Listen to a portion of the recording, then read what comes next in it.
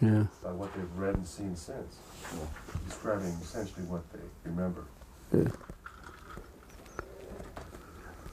It's just a nice part of the world. It really is. Yeah. Everybody's so helpful. Hang on now. Let's see how our Tinker Toys are all put together here. Have we got any kind of an audio level? Yeah, if you just want to give me a little bit of... Glenn, would you just say a couple things? Okay, first of all, the phone was ringing, right? Okay, the way I became involved in this was started out in the early afternoon, around probably 1:30 in the afternoon, and I received a telephone call from the mortuary officer out at the Walker Air Force Base, Army Airfield Base, and he was inquiring about what would be the smallest possible casket that we could get that would be hermetically sealed. And at that time, I know that we had used like the 4 feet and caskets. We had used those before, but I thought they also made them in a 3/6. So, he wanted to know if we had any in stock, and I said no, but if I can make a call to Amarillo, I can have him in, by 7 o'clock the next morning on a truck. So he said, I'll get back to you. And that was the first contact that I had with the base. And then what? Then he called back, probably 45 minutes or so later. And he said, I need to ask you some more questions. He said, in case something like this should happen, he said, we need to know what the preparation, what your preparations are for the bodies that had been laying out in the elements, And he said, we need to know also what if your treatments of the bodies are the remains, what could you do to them, and if your treatments, would it change any of the chemical breakdown of the tissues, the blood? Would it make a difference? And I said, I thought probably it would. And I said, of course, he knew exactly how we would treat those bodies because we have an outline from them and what we really have to do. I think he already at that point knew exactly what we would have to do. Did he disclose to you what he had? No, I told him. I said, if you have a problem, if you want, if you have something you don't really know what to do about it, let me come out, and I'll, try to help you do whatever you want to do. And you said, and he said,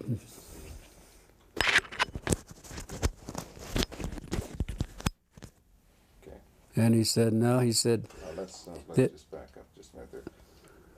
Let's start again with, you were saying you told him that you can come out and take care of what he had, right? Yeah.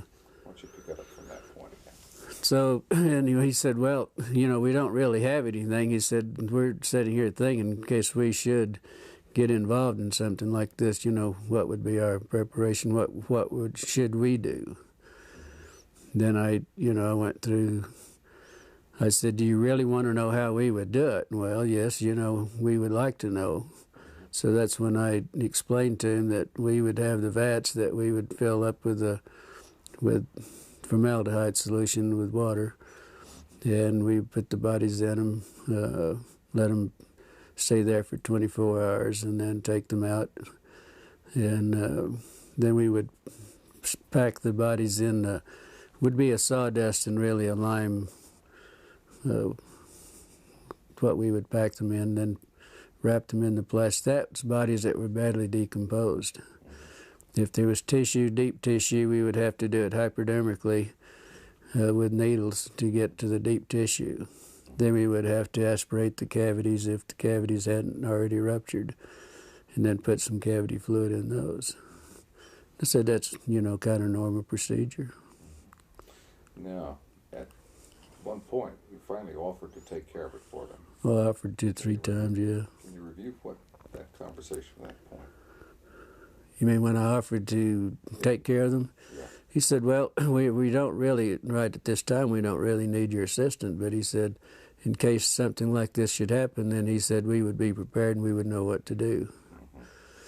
Then we got back onto the subject of maybe not damaging any of the chemicals, compounds or anything with the bodies, or tissues, whatever, because and they wanted, how would you pick bodies up like that, and what would you do not to contaminate any of it? Didn't this begin to seem a little strange to you at that point? Well, I thought maybe what happened, they might have had a VIP or, some officer and something that happened. Maybe they didn't wanted to keep it quiet, and they probably wanted to do it themselves and not be involved with the civilian businesses or anything. So after these conversations, you were curious, and you went on out to the base, as I understand it. Can you review that? Well, I didn't go out to the base. Yeah, I was curious, but I didn't go out to the base, and probably a couple hours later, and I'd got an emergency call. There was an airman that was injured in an accident, and I took the airman to the base. He rode in the ambulance with me, and I took him out to the emergency room, and that's the way I became really involved out at the base. I didn't go out just because I was curious. Give me the sequence from the time you picked up the airman and just describe to me. Well, when I got the call, I left the funeral home, and the ambulance went to the scene of the accident, picked the airman up. I did not place him on a stretcher because he had a head injury in the nose. I think his nose was fractured. So I did some minor first aid, and then he sat in the front seat with me all the way to the base. When we got to the base, then he walked into the emergency room. I didn't have to take him in. They didn't bring out a gurney or anything. He just walked in on his own. Then I never did see him after that. Then I had this friend that I wanted to talk to and see. This is a lieutenant nurse that I knew quite well, that had only been there only been commissioned and been out to sign. This was her first assignment to the air base, and I wanted to talk to her. And so I was going down the hall, and first thing, the lieutenant that I wanted to see was coming out of one room, going across the hall to the other, and she noticed it was me. She said, "How did you get in here, and what are you doing in here?" And she said, "You better get out in a hurry." She said, "You're going to get in a lot of trouble." She said, "Would you please leave and get out of here in a hurry?" And then I turned around, and she went on into the other room. Then in about the time I turned around, there was another officer said, "Hey, wait a minute." And I said, "Looks like you had a crash." He said, "I see there's some, in the ambulances out there, I see a lot of wreckage." And I said, "Where was the crash?" And he said, "There wasn't any crash." And he said, "Just wait a minute." And then he said, "Wait a minute." And I, stood there for a minute. And he turned around, and evidently he must have waited for somebody else to come out, because there was another officer coming out. He said, "This man says there was a crash out at the base." He said he wanted to know he was inquiring about our crash. And this was when I encountered, he was a red-headed officer, and very nasty, very rough. He said, "You did not see any crash. There was not any crash." And he said, "You get the hell out of here, and you didn't see anything, and you don't talk to anybody." He said, "You're going to get in a hell of a lot of trouble." And I said, "Look, I'm a civilian. There isn't a damn thing you can do to me about it." He said, "No, but somebody might be picking your bones out of the sand." That's when he made the remark there. Then there was a black sergeant that was standing beside him, and he said, "Yeah, but he would make better dog food for our dogs." Of course, I didn't understand that, but my father happened to be an old trapper and for a hobby and everything. And I said, "My father uses guys like you for bait in these coyote traps." And then there was two MPs that joined me right on, took me outside, and each holding me by my elbows, and they escorted me out back to the ambulance and followed me all the way back to the funeral home.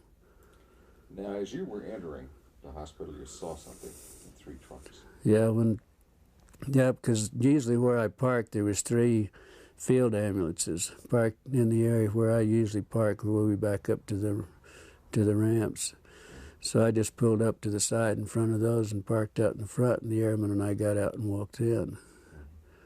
So when I got up, went up the steps and up the ramp, and I was walking, going into the emergency room, I noticed that the doors were open, but what was odd about it, there was an MP standing beside each one of the vehicles in the back, just standing there.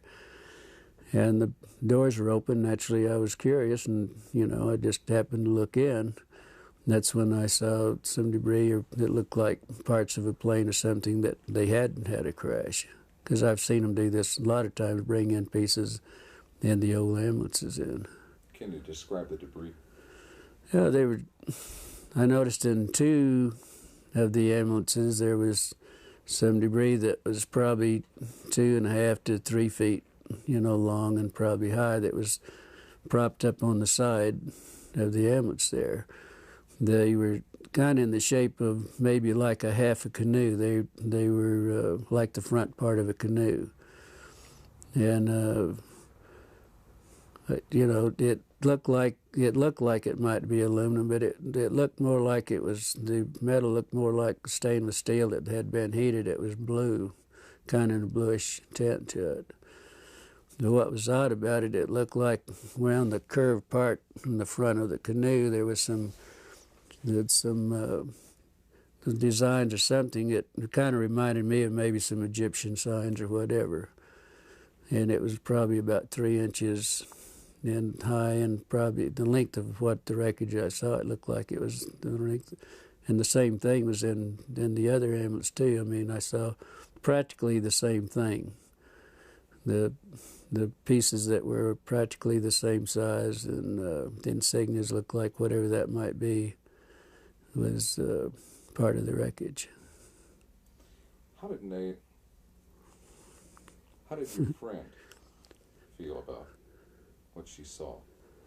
Well, I didn't know really until the next day. And I called out. I kept trying to get a hold of her because naturally I was curious and I wanted to know what was going on. And so I called out the next day, and then probably around 11:30, she said, "I know you've been trying to get a hold of me, but I haven't been available." And she said, "Why don't you meet me at the officers club? If you have time, meet at the officers club, and we'll have lunch. And I want to talk to you." And the funeral home we had at that time, we had some of the businesses there had an associate membership to the officers club, and our funeral home had that membership, and also had a card to identify myself and what business that I was, associated with. So I had no problem. One time I'd go to base, all I had to do, a lot of times if it was in the evening, I'd have to stop and sign a visitor's and get a visitor's pass and then turn it in when I left. But it was no problem going out there. So I went on out and met her. Beg your pardon? Tell me about lunch. Well, we, both ordered. I'm not sure, remember what we ordered, but it was just a light lunch. But she was so upset. She looked like she was, in shock, is what she really talked like and looked like. And she said, I said, well, I was just curious. The only reason I want to talk to you was curious on what happened. And she said, well, you won't believe it. And she says, I don't believe it either. But she said, I got in a lot of trouble on this thing. I'm not real sure about this. But she said, then she pulled out of a little purse or little pocketbook, whatever she had there. She gave me a little diagram that she had drawn some figures of some arms and face and so on. She told me that this is what was in those, that it was a crash. It wasn't an airplane, but they didn't know what it was at that time. These were bodies. Yeah, but she said we have 3 bodies. There was 3 bodies. She said 2 of them were very mutilated. One looked like it might have walked out, or that it, might have lived a little while. and she explained they were like 3.5 feet to 4 feet tall. The two of the bodies were you couldn't identify much because they were practically destroyed, and it looked like maybe that they might have been a predatory animal or something might have been doing some damage on the bodies too. How did she describe their head and their hands? Well, she said the head, and then the little drawings that I had, the way she explained it and the way she drew it, that the heads were somewhat larger than a human heads. The hands were long, no thumbs. It was just the long, very delicate fingers at the end of on the underside at the tip of each finger was a pad-like, maybe a little pad, but it looked like the skin had maybe a little suction, like the little suction cups on those. On the no fingernails on the hands. The head, the lips were just a long, narrow, more or less, not full lips like we would have in most of our people, but very fine lined, very fine lips. There was no teeth. That was the inside of the mouth. It was kind of like a real a gums, or maybe it was. She said to explain it. It was almost as hard as if it was rawhide, maybe, at that. The ears. There was only 2 small orifices on each side of the head, with looked like a couple of small lobes that might, some way that might cover both of those, but there was not a protruding ear. And also that the nose, there was only 2 small orifices in the nose. There was really no nose that was convex. It was all just flush with the face. Was she emotional about all this? Very much so. Very emotional. She would have to stop and drink water every once in a while, and also she never touched a meal. All the time we were talking in an hour and a half that we were there, she never touched her meal. Any other demonstrations of emotion? Indications of how she was upset? Well, just, every once in a while she'd go like this, then wringing her hands, and she said it was the most I've never been so horrified in my life. I've never seen anything so gruesome in my life. I've never smelt anything that smelt worse in my life. And she told me that when I saw her, she was leaving the room to go to the bathroom because she was deathly ill and was going to throw up. Did she recognize any of the doctors by the examining the body? She told me, she said, I asked her that question, which of the doctors, and she said, I don't know that I knew them, and that was her answer. So, but she said she walked in the room and they said, hey, we need you need to help us. And that was the way she became involved in it. And then she got ill. The doctors also became very ill. They would have to do a little examination, then they'd have to leave and go sit down, and then they would come back and do a little bit more. It was that bad. After your conversation with her at lunch, can you describe what happened next? How you were unable to see her again, and how you learned the... Well, yeah, we'd visited a while, and then I had to get back to the funeral home, go back to work, but then I never did see her after that. And I called out the next day to see how she was feeling, and they told me that she wasn't available. Then I wouldn't be available that day. I called the next day, and they told me that she'd been transferred. And it was rather odd because she'd only been at the base less than 3 months. That was her on commission less than 3 months, and that was her first assignment. So it was rather odd that she would be transferred out, within 3 months. So later on, you attempted I guess you got a letter. Then about 2 weeks, probably 2 weeks, at least 2 weeks. Could have been a little longer, but I know it was at least 2 weeks. I got a letter addressed to me at Glendennis at the Ballard Funeral Home. With she didn't sign. It didn't have any returned address or anything on it. But inside of the letter, it was just a note. She said, I don't have time to write. I will write later. This is my APO number. And that was the extent of it. So then I wrote back to her and asked her more or less how she was feeling and why the sudden transfer, and then I hoped that she wasn't in any trouble. It was just a short note. I really didn't go into a lot of detail or anything. Then probably 3 weeks or probably a month after that, then I got the letter that I had mailed to her. It was returned. It was stamped return, and also it on in red printing it said deceased, and that's the last time I ever heard anything about it. Then, then I went out to the base a few days later, and I was talking to one of the nurses, and I said, whatever happened to the lieutenant? And she said, well, the rumor is that we heard that she was killed with 5 other nurses in a training mission in a plane crash. And that was it. No indication of where? Well, it was in London, England. She said in the note that she sent me that she was in London, stationed in London. And that was it. That's the last time I ever heard. Do you believe that she's dead?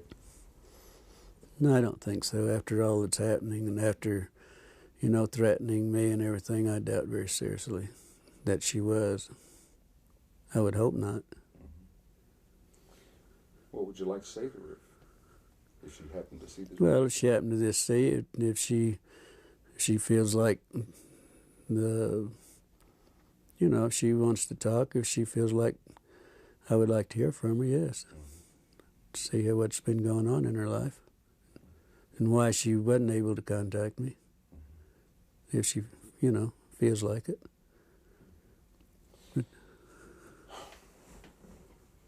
Let's stop tape for a minute.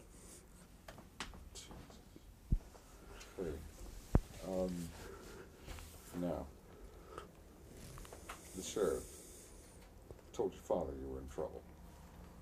Okay, what happened there? Then the next day after I was there, when I had the problem with the officer and the black man, I was told my father was contacted by our sheriff, George Wilcox, which was a very close friend of my father's. They were very good friends. And he called to see if my father was home because he wanted to come out and talk to my father.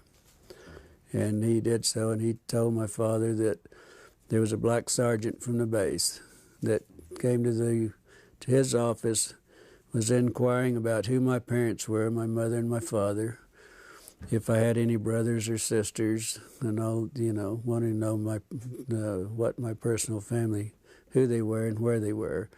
George said that he knew I had some family, but he didn't know, where they were or anything else. So anyway, he told my father that he did contact my father, and he told my father that he thought I might be in some trouble. And but they evidently didn't explain why I was in trouble. So, first thing my father did was get in his car and come to the funeral home. He said we had to talk because he and I were very close. We were real good friends. The best friend I ever had was my father. He said, I've got to talk. He said, if you're in trouble, he said, we've got to do something about it. And I said, I'm not in trouble. He said, well, you are. He said, George Wilcox told me that you were in a lot of trouble and that you got involved in something that you had no business getting involved in and that you could be in a lot of trouble. And I said, so I told my father the story, and he's the only man that I've ever told this story to until I talked to Stan Friedman and to you people, and that's it, period. And I did tell my father what the story was. Of course, it was, it was unbelievable for him. But then he became very upset, and he wanted to go shoot a few people and all that because they did threaten my life, and, and they, so that was the way my father heard about it, and that was the extent of my family. And he never would tell him who my brother, and I had a brother that was a fighter pilot during that time, and I had 3 sisters, and one of them was a nurse. But he would never tell him anything, and so he didn't tell the sheriff or anybody else because the sheriff was supposed to call him back and give him the names and where they were at, and he wouldn't do it. Let's get back to your friend. Did she express an opinion as to what she thought these beings were? Did she think they came with the? Well, the only remark that she ever made was that they definitely weren't humans as we know humans, but they could be from another planet. Or the doctors were explaining this, that they couldn't be from our planet. They had to be an alien, or had to be something else, but not in our planet. She had a phrase she used to describe how they looked to her. You remember that? You were telling me, like little black Chinamen. Well, she said that. Well, of course they were. First thing she said, they were black. They were just as black as they could be, but probably laying out in the elements in July in Roswell with 105 to 110 temperature every day and 80 degrees or so at night. I mean, that wouldn't be uncommon, because we picked up a lot of sheep herders of people that have been found dead that's laying in the desert, for days and bitten by rattlesnakes or whatever. And they do turn, as black as they can. And I know exactly what they were talking about, because with the smell and the odor being so drastic, because this is a very unpleasant situation, And let's talk about their eyes. How did she describe their eyes? Well, she said that, of course, their eyes were set back into the skull. Oh, and it was I thought it was interesting also that she said their skulls, the doctor said their skull bone structure wasn't like ours. It wasn't actually a bone.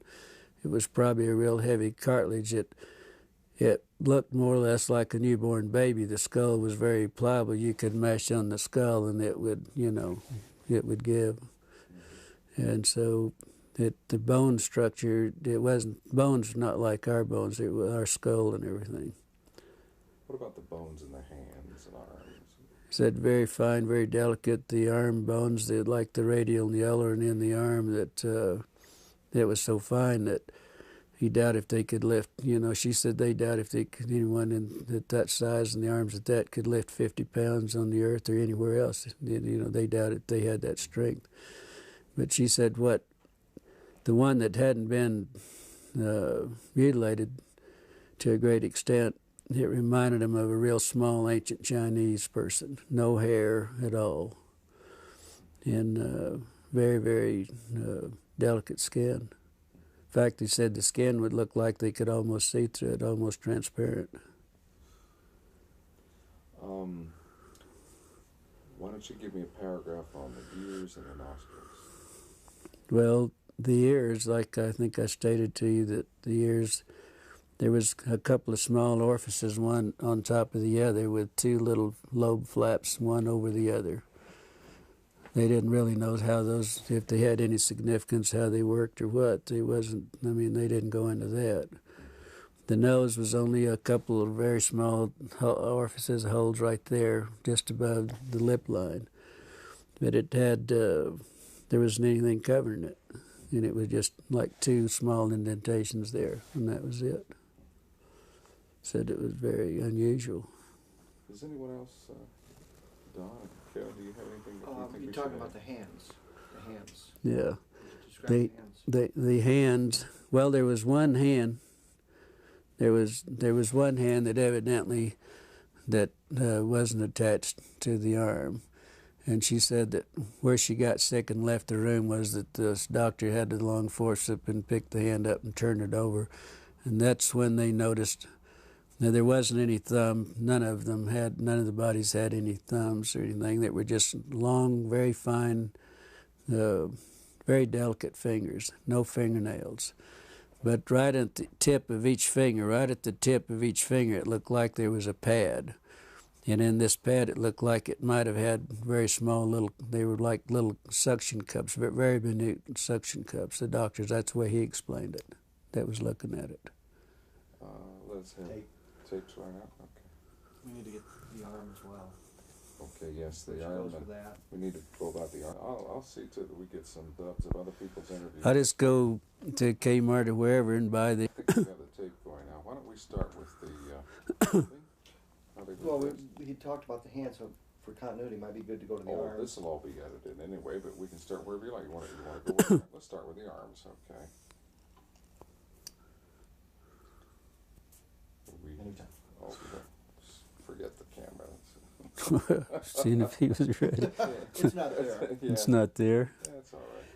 But you were asking me to describe the arms, and this was another thing that the lieutenant brought out, that it was very the difference between theirs and ours, from the wrist to the first joint here, that it was probably 1.5 times longer than the top part up here. It was very odd looking. It was very odd, she said. And the very small arms, very small. Bone structure? Bone structure, of course I asked her about the bones because we were talking about the wrist bones and everything, and she said it was very similar to ours, but the bones were so small that their bones probably wasn't in the arms, wasn't any larger than my finger. Wow. So. Okay, now give me 2 or 3 sentences on how they were dressed. If they were dressed. We never mentioned it. Is that Never talked about the dress. Did she say anything about sex, or was she able to determine? She said she really never, she was so sick and everything that never even entered her mind. So that was it. I guess not. No way to determine the sex of the beings then. Well, it wasn't discussed with her. It probably was, but she, like she said, I was so ill and so horrified that I don't, she said, she sat up all night and she knew I was going to be real concerned, knew I was going to be on what happened, she knew that I got in trouble, probably. And she drew that, she sat up and made little notes on the back of these little prescription pads. And that's what, she had her notes made out, and that's what we discussed, particularly what she had. I was very interested in that you had kept so many records of the incident and pertaining to everything that you knew regarding the UFO crash. And you kept them in the, there at Ballard's, and then later they disappeared. Yeah. Could you give us a Well, I was really in charge of all the military contracts. I did all the bids and everything and really took care of all the contracts myself. And that was one of my duties at the funeral home, to take care of the military. And I had a file on everything that ever happened at Walker Air Base, like Bob Hope and some of the big orchestras, and everybody'd come and have the big parties and everything in the hangars, I attended, but I would also have pictures and everything. I had a personal file that I kept, and I kept everything in this file that pertained that I attended or whatever. And this is where I put the diagrams and the notes that she gave me was in my personal file. Well, then the Ballard Funeral Home sold at a later date, several years later, that it sold. And the people that bought the funeral home, these were files they were the old files that they kept in the basement down in the furnace room. And they had I had all the military files together in one filing cabinet. Everything had happened at the base and everything.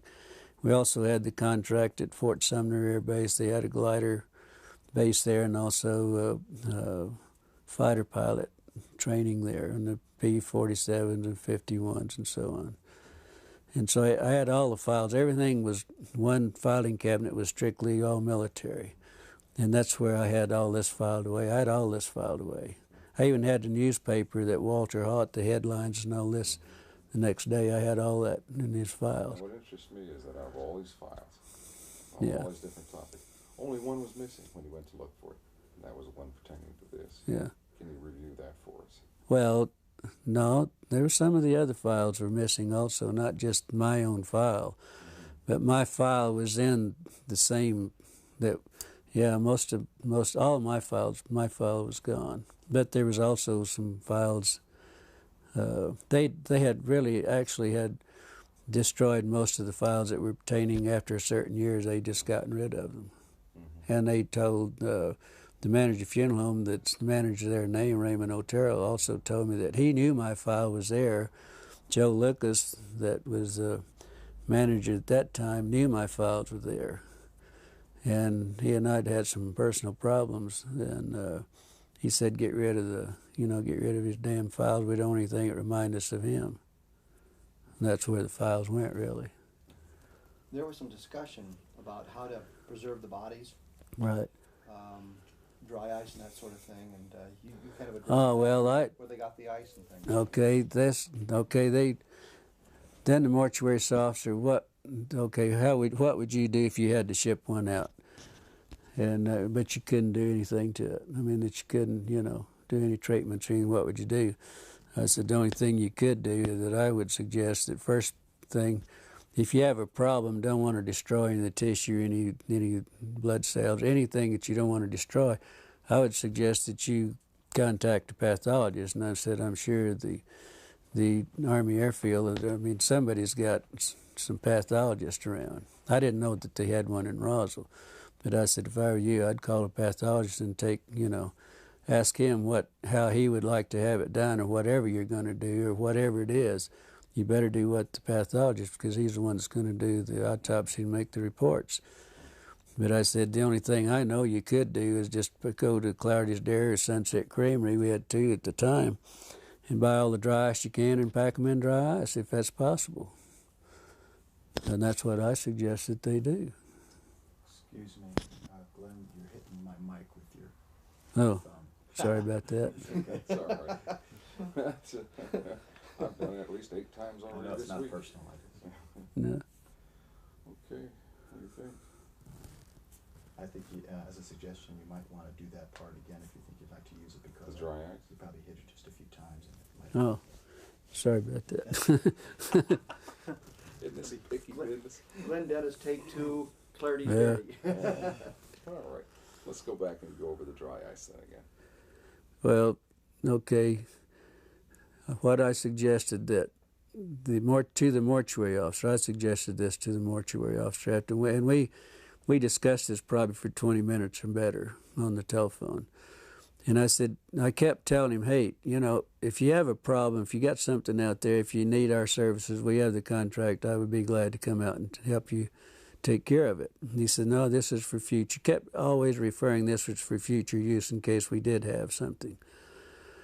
But then I said, well, first thing you better do, you better get a hold of a pathologist. I don't know whether you have one at the base, but I know you probably have the top pathologist, something similar to those words. And I said, that's what I do, and you better let him give you the instructions, and then you better do what he tells you to do, because he's the one that's going to do the autopsy. And if it's this sensitive, you better do what he tells you. But I said, the only other suggestion I can make, that you go to Clardy's Dairy or you go to Sunset Creamery, buy all the dry ice you can and pack whatever you have, whatever the problem is, you better pack it in dry ice and then do whatever you have to do with it, because that's the only way. They tried to put it in the morgue. Out at the morgue, they had 2 refrigerated body compartments that we used to put them in, and then we would go out and get the bodies from there. But they always brought the airmen to us, but on the dependents and everything, we went out for them. But they weren't cold enough, and it became so offensive. They were afraid they were going to, upset everybody in the hospital. So they later moved them over to a hangar, and that's the last that she knew anything about them too. The lieutenant knew anything about them, but she didn't know how they moved it or anything about it. But they were taken to a hangar because the odor was so offensive they couldn't. That, like they said, it was upsetting everything. That's great. So, Fantastic. Yeah. Did she ever tell you where she thought or where she was told the bodies went from Roswell? I'm sorry. Where the bodies went from Roswell? Did you know where they were shipped out? Did you know where they went? She didn't know. You never, She never told me. She never mentioned any. never suggested them. No suggestion whatsoever. She just said that the last she heard they were in a hangar, and that's all she knows. And we never discussed anything else. I guess if that takes care of everything, would you like to watch it? Or just a portion of it, just to get an idea. You don't need to watch the whole. Sure. Yeah. Let's turn it around and watch it. Do you